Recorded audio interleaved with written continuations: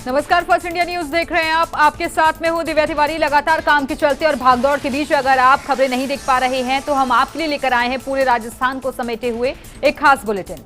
इस आधे घंटे में हमारे साथ जुड़े हैं हर संभाग से रिपोर्टर्स जो बताएंगे आज दिन भर की सबसे बड़ी खबरें। क्या कुछ खास रहा आपके जिले, आपके कस्बे और आपके संभाग में, यही जानने के लिए चलिए शुरू करते हैं राजस्थान 10 बजे।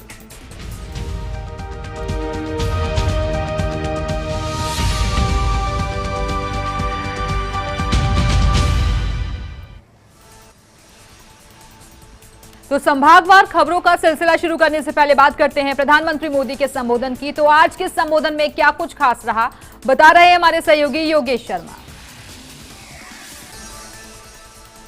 कोरोना की जंग से जूझ रहे हमारे देश और संघीय राज्यों को नई ऊर्जा देने, भारत के इंफ्रास्ट्रक्चर को नई मजबूती देने और जो उद्योग मरणासन स्थिति में आ चुके हैं, जो लोग अपना रोजगार खो चुके हैं, उन्हें फिर से संजीवनी देने के लिए भारत के प्रधानमंत्री नरेंद्र मोदी ने एक आर्थिक विशेष पैकेज आज जारी कर दिया।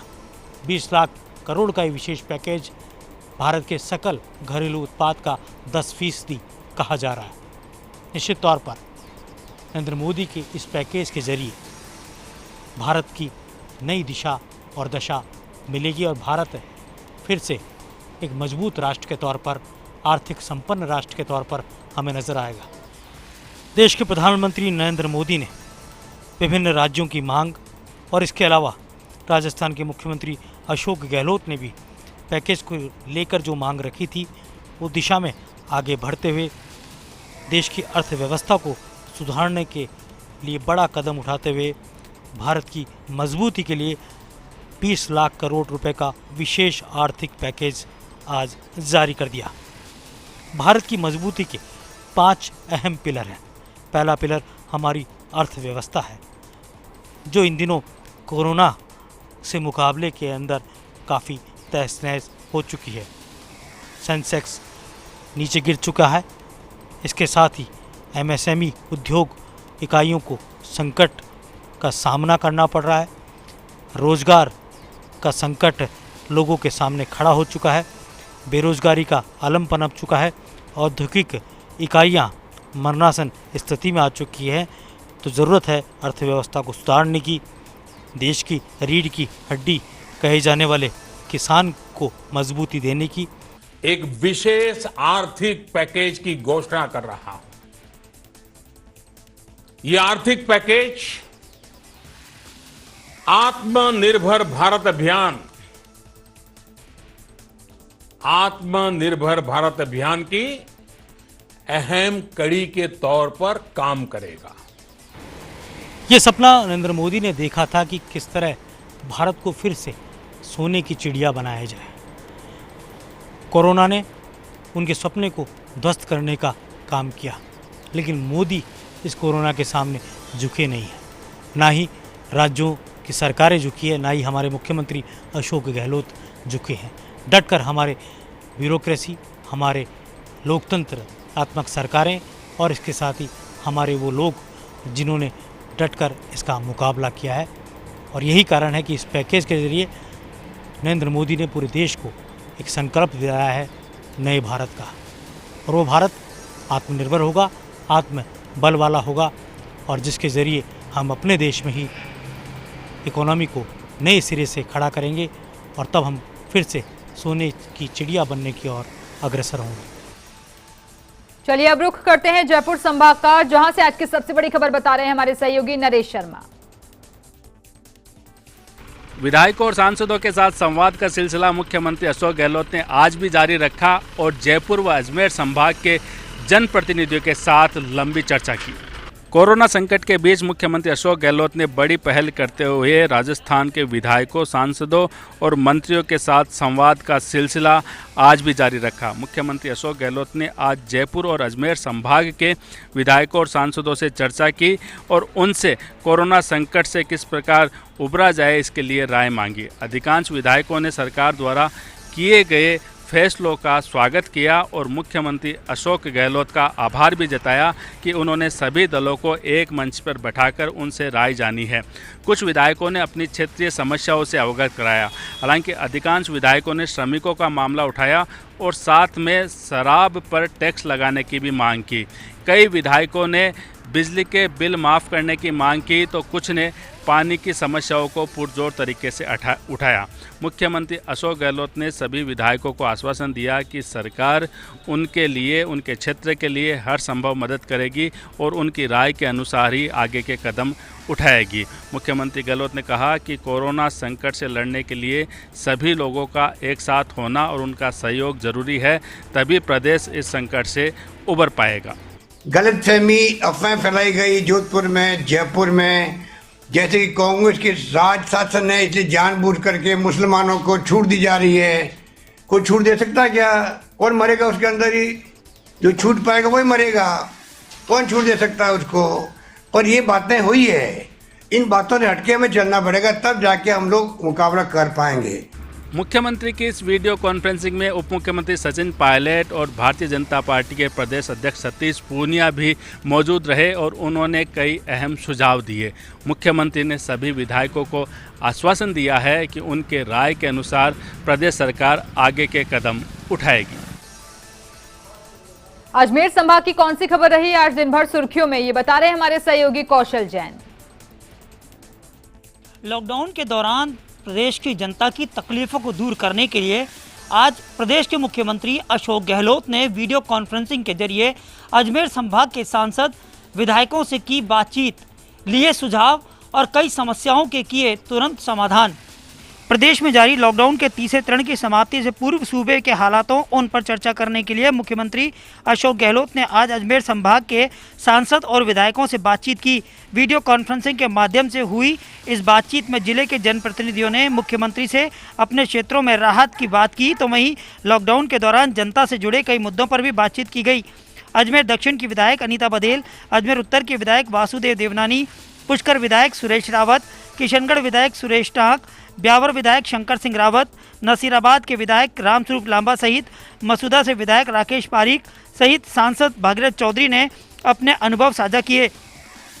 जनप्रतिनिधियों ने मुख्यमंत्री अशोक गहलोत की इस पहल को सार्थक करार दिया, तो वहीं यह भी कहा कि इन सुझावों पर अमल होगा तो जनता को अवश्य राहत मिलेगी। इस वीसी में किशनगढ़ के यज्ञनारायण अस्पताल की समस्या को चिकित्सा मंत्री डॉक्टर रघु शर्मा ने मौके पर ही हल करने के आदेश दिए, तो वहीं सूबे के मुखिया अशोक गहलोत ने दलगत राजनीति से ऊपर उठकर प्रदेश में जनजीवन बहाली के लिए पक्ष और विपक्ष से सुझाव लिए। दलगत राजनीति से ऊपर उठकर की गई वीसी की सभी ने की सराहना, तो जनप्रतिनिधियों ने सीएम को दिए अपने क्षेत्रों से अति आवश्यक सुझाव और मांगे मार्गदर्शन। चलिए अब बारी है अगले संभाग की, यानी कि बीकानेर संभाग की, जहां की आज की सबसे बड़ी खबर बता रहे हैं हमारे सहयोगी लक्ष्मण राघव। लॉकडाउन के बाद से ही देश भर में सबसे ज़्यादा यदि कोई वर्ग परेशान है तो वो है मजदूर वर्ग। कहीं ना कहीं आर्थिक तंगी के चलते, दिक्कतों के चलते, अपने घर वापसी की कोशिश के चलते मजदूर मजबूर हो चला है। बीकानेर के कलेक्ट्रेट से भी आज कुछ ऐसी तस्वीरें आई जब यहाँ पर ढाबों पर काम करने वाले, घरों में काम करने वाले मजदूर जो कि बंगाल, बिहार, उत्तर प्रदेश के रहने वाले थे, वो अपनी व्यथा लेकर कलेक्ट्रेट पहुँचे। फर्स्ट इंडिया न्यूज़ पर खबर दिखाए जाने के बाद प्रशासन भी हरकत में आया। आईएएस रिया केजरीवाल ने मजदूरों से संवाद किया तो पूर्व यूआईटी चेयरमैन महावीर राका भी मदद के लिए पहुंचे। इन मजदूरों की व्यथा थी कि वो घर तो जाना चाहते ही थे, साथ ही साथ इनके पास खाने पीने की सामग्री भी नहीं थी, और ख़ास तौर पर जो महिलाएं थी जो घरों में काम कर रही हैं, उनके नौनिहाल दूध को लेकर परेशान थे। भामाशाह महावीर राका ने उन्हें दूध भी उपलब्ध कराया और ड्राई राशन किट भी दी। दरअसल इस खबर को दिखाने के पीछे हमारा संदेश इतना भर है कि जो मजदूर है, किसान है, वो कहीं ना कहीं देश के निर्माता हैं। हम सब की जिम्मेदारी है कि जो भी हमसे कुछ बन पड़े उनकी मदद करें, और ऐसी तस्वीरें जहाँ भी दिखें, जो कुछ हो पाए उनके लिए किया जाना चाहिए।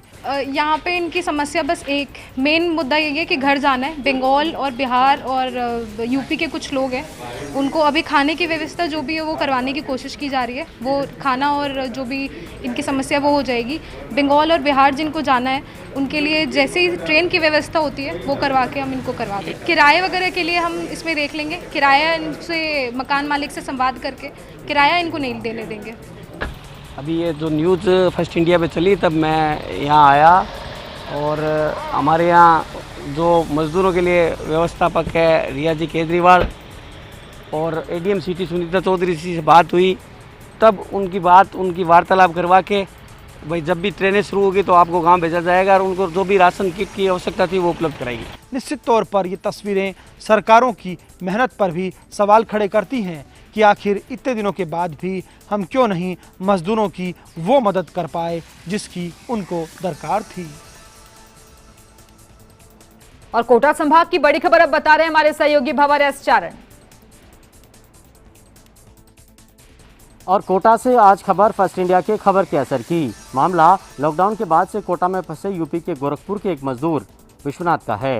विश्वनाथ कोटा के तलवंडी इलाके में रहकर वेल्डिंग का काम करता था, लेकिन लॉकडाउन के चलते काम बंद होने के बाद से बेकारी का शिकार हो गया और इसी दौरान घर जाने की उहापोह में एक सड़क दुर्घटना में विश्वनाथ अपनी टांग भी तुड़वा बैठा। विश्वनाथ पर हमारी नज़र तब पड़ी जब वो कलेक्ट्रेट की गलियों में अपने पाँव में लगे प्लास्टर के चलते घिसट कर भटकता हुआ नजर आया। हमने इस पूरे मामले में तत्काल विश्वनाथ का ई-मित्र पर रजिस्ट्रेशन करवाकर उसकी मदद करने की कोशिश की, लेकिन बात नहीं बनी तो विश्वनाथ की उम्मीद और साथ में उसकी तकलीफ की खबर हमने हमारे कई न्यूज़ बुलेटिन्स में कई बार प्रसारित की। मामला संज्ञान में आते ही कोटा कलेक्टर ओम प्रकाश कसेरा ने पूरी संवेदनशीलता का परिचय दिया और उन्होंने लाडपुरा तहसीलदार गजेंद्र सिंह को विश्वनाथ की घर वापसी के सारे इंतजाम करने के लिए कहा। जैसे ही विश्वनाथ के पास गोरखपुर वापसी का रास्ता खुलने की खबर आई, उसने कोटा में अपने हर मददगार को बारंबार धन्यवाद किया। तो हम आज ही इनको अभी जयपुर भिजवा देंगे और हमने जयपुर इनके रुकने और खाने की व्यवस्था भी पूरी करवा दी थी। पर जैसी मुझे जानकारी मिली है कि लोग सीधे गोरखपुर तक जाना चाहते हैं प्राइवेट गाड़ी करके, कुछ 3-4 लोग मिलकर, तो जो यहाँ से प्रशासन से पास बनने की व्यवस्था है वो भी करवा दी गई है। और किसी तरह की मदद होगी जो माननीय कलेक्टर साहब ने फरमाया, हम पूरी मदद उपलब्ध कराएंगे। हालांकि अभी भी अगर जयपुर होकर जाना चाहें तो जयपुर तक के लिए गाड़ी अभी सकून है सर, सकून है। यहाँ का सरकार का मैं बहुत बहुत धन्यवाद देता हूँ। यहाँ के कोटा कलेक्टर साहब का बहुत बहुत धन्यवाद देता हूँ कि हमारी सुनवाई हुआ है। यहाँ पे 2 दिन लेट सही लेकिन सुनवाई हुआ है। तो इस बीच कोटा में आज कोरोना के 5 नए मामले सामने आए हैं और इसके साथ ही कोटा में कुल संक्रमितों का आंकड़ा बढ़कर के 264 तक पहुंच गया है। नए सामने आए मामले कोटा शहर के पुराने इलाकों घंटाघर, मकबरा, रेतवाली के अलावा विज्ञाननगर इलाके से हैं। तो वहीं कोचिंग स्टूडेंट्स की देश की सबसे बड़ी घर वापसी भी कोटा में अब करीब मुकम्मल हो गई है। बिहारी छात्रों के अंतिम खेप को लेकर के आज एक स्पेशल ट्रेन कोटा से बिहार के लिए रवाना हो चुकी है। खुद कोटा कलेक्टर ओम प्रकाश कसेरा खासतौर पर इन कोचिंग छात्रों को सी ऑफ करने के लिए कोटा रेलवे स्टेशन पर पहुंचे। आपको बता दें कि बीते 23 दिनों में कोचिंग सिटी कोटा से देश के करीब 24 राज्यों के अलावा 4 केंद्र शासित प्रदेशों के 43,000 कोचिंग छात्रों ने अपनी घर वापसी की है। और भरतपुर संभाग की बड़ी खबर को जानने के लिए सीधे जुड़ चुके हैं इस वक्त हमारे साथ हमारे सहयोगी दीपक लवानिया। भरतपुर जिला अब धीरे धीरे कोरोना से मुक्त होने लगा है। भरतपुर में 119 पॉजिटिव मामले कोरोना वायरस के सामने आए थे, जिनमें से 114 मरीज पूरी तरह से स्वस्थ हो चुके हैं। कोरोना को लेकर कई जगह कर्फ्यू लगाया गया था, लेकिन अब जिला प्रशासन ने कई स्थानों से कर्फ्यू हटा दिया है, तो कई इलाकों में कर्फ्यू में ढील भी दी गई है। भरतपुर में कोरोना के पॉजिटिव मरीज अब स्वस्थ होकर अपने घरों को वापस लौटने लगे हैं और सबसे बड़ी बात यह है कि अभी तक किसी भी कोरोना संक्रमित मरीज की मौत नहीं हुई है। जिला कलेक्टर नथमल डिडेल ने बताया कि जिले में अब तक लगभग 5,500 से अधिक नमूने जांच के लिए भेजे गए थे, जिनमें से अब तक भरतपुर जिले में 119 संक्रमित मरीज मिले थे और इनमें से 114 मरीज उपचार के बाद पूरी तरह से स्वस्थ हो चुके हैं। उन्होंने बताया कि भरतपुर जिले का बयाना कस्बा तो शुरुआती दौर में ही कोरोना का हॉट स्पॉट बन गया था और वहां 99 कोरोना संक्रमित मरीज मिले थे।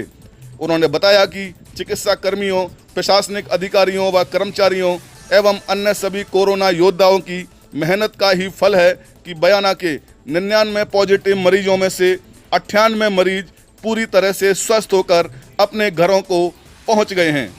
जिला कलेक्टर नथमल डिडेल ने कहा कि चिकित्सा कर्मियों की टीम व जिला प्रशासन और पुलिस कर्मियों की मेहनत का ही नतीजा है कि हमें कोरोना के मामले में बड़ी सफलता रोजाना मिलती जा रही है। लेकिन उन्होंने ये भी कहा है कि अभी पूरी तरह से कोरोना का प्रकोप खत्म नहीं हुआ है, इसलिए लोग सतर्क, सावधान रहें, साथ ही सोशल डिस्टेंसिंग का भी पूरा ध्यान रखें। उदयपुर संभाग की बड़ी खबर बताने के लिए इस वक्त हमारे साथ जुड़ चुके हमारे सहयोगी रवि शर्मा। लेक सिटी उदयपुर में कोरोना का कहर जारी है। आज लगातार चौथे दिन लेक सिटी में कोरोना विस्फोट हुआ। 41 नए मरीज सामने आए और इसके साथ ही शहर में कोरोना संक्रमित मरीजों का आंकड़ा 223 के पार जा पहुंचा है। उदयपुर शहर अब पूरी तरह से कोरोना संक्रमण की गिरफ्त में है। पिछले 4 दिनों से शहर में भारी संख्या में कोरोना संक्रमित मरीजों के आने का सिलसिला जारी है। आज भी शहर के विभिन्न इलाकों से 41 कोरोना पॉजिटिव मरीज सामने आए। इसमें से अधिकांश संख्या शहर के सबसे संक्रमित एरिया कांजी का हाटा और उसके आसपास के इलाके की है। आज सुबह जारी हुई लिस्ट में शहर के अलीपुरा, भूपालपुरा और सलूमर कस्बे का एक मरीज, वहीं कोरोना संक्रमित महाराणा भूपाल हॉस्पिटल के ट्रॉमा सेंटर में तैनात रेजिडेंट डॉक्टर भी आया। इसके अलावा शेष सभी 36 मरीज एक ही इलाके के हैं। 41 नए मरीजों के सामने आने के बाद अब जिले में पॉजिटिव मरीजों की संख्या 223 पहुंच गई है। यही नहीं, कोरोना वार्ड से हॉस्पिटल के अन्य विभागों तक पहुंचे कोरोना संक्रमण ने जिला प्रशासन और स्वास्थ्य विभाग की चिंताओं में भी इजाफा कर दिया है। इस सबके बीच स्वास्थ्य विभाग की टीमें जहां लगातार प्रभावित इलाकों में स्वास्थ्य परीक्षण कर रही हैं, वहीं नगर निगम की ओर से इन इलाकों में सैनिटाइजेशन किया जा रहा है। हालांकि आज सामने आए 41 नए संक्रमित मरीजों में से 36 से ज़्यादा मरीज शहर में कोरोना के एपिसेंटर बने हिलावाड़ी और कांजी का हाटा इलाके से थे, जो कि प्रशासन के कंट्रोल में है। लेकिन एक कोरोना संक्रमित मरीज जो है वो रेजिडेंट चिकित्सक सामने आया, जिसके बाद जिला प्रशासन और स्वास्थ्य महकमा ज़्यादा अलर्ट हो गया है। खासकर स्वास्थ्य कर्मियों को कोरोना संक्रमण न हो, इस बात को लेकर ज़्यादा एहतियात बरती जा रही है। और जोधपुर संभाग की बड़ी खबर बता रहे हैं हमारे साथ जुड़े हुए हमारे सहयोगी राजीव कौर। राजस्थान की सांस्कृतिक राजधानी स्वर्णनगरी जोधपुर का आज 562वां स्थापना दिवस है, मगर कोरोना के कोहराम के चलते न तो कोई जश्न हुए, न लोकगीत की स्वरलहर सुनाई दी, न ही चौराहे पर नौबत बैठी। सबसे बड़ी बात यह रही कि पूर्व महाराजा गज सिंह ने अपने संदेश में साफ तौर पर यही कहा कि जो जोधपुर के संस्थापक राव जोधा है, उनको सच्ची श्रद्धांजलि तभी होगी जब हम कोरोना से अच्छे से लड़ाई लड़ेंगे और कोशिश करेंगे कि घरों में रहें, मास्क लगाएं और सोशल डिस्टेंस की पालना करें। वहीं प्रदेश के मुख्यमंत्री अशोक गहलोत से लेकर विधानसभा उपाध्यक्ष सीपी जोशी ने भी अपनी शुभकामनाएं प्रेषित की है।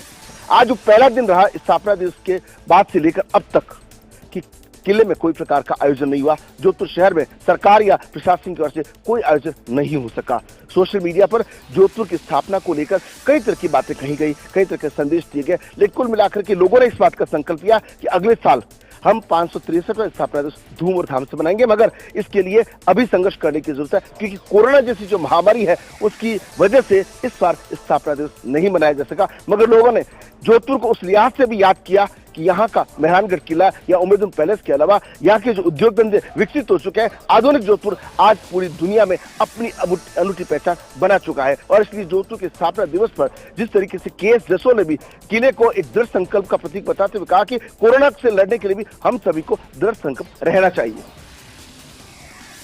तो फिलहाल बहुत बहुत शुक्रिया आप सभी सहयोगियों का हमारे साथ जुड़ने के लिए, में जानकारी देने के लिए। खबरें भी और भी हैं, फिलहाल यहाँ रुकेंगे एक छोटे से ब्रेक के लिए।